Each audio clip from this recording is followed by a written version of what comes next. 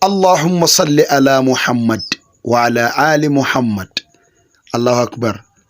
Wannan abin da kuke gani wani akwati ne mai ɗauke da gashin manzon Allah sallallahu alaihi wasallam. Gainan ana buɗewa an ɗauko wannan irin tabuti gainan na zinare. An ƙara ciro wani kun ga wasu fulawoyin fulawa masu ƙamshi. Gayinan ana ta cirowa an naɗe shi cikin wani ƙyalle gayinan an ƙara buɗewa. La ilaha illallah. Allah ka ba mu albarkacin manzon Allah sallallahu alaihi wasallam. Kaga yadda suka ƙara rufe shi.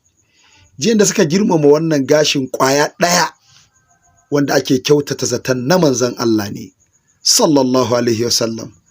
Gayinan an ƙara buɗewa gayinan ku sa ido da kyau za ku gan shi cikin wata 'yar kwalba.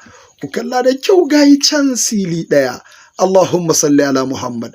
Allah ka nuna mana manzon Allah.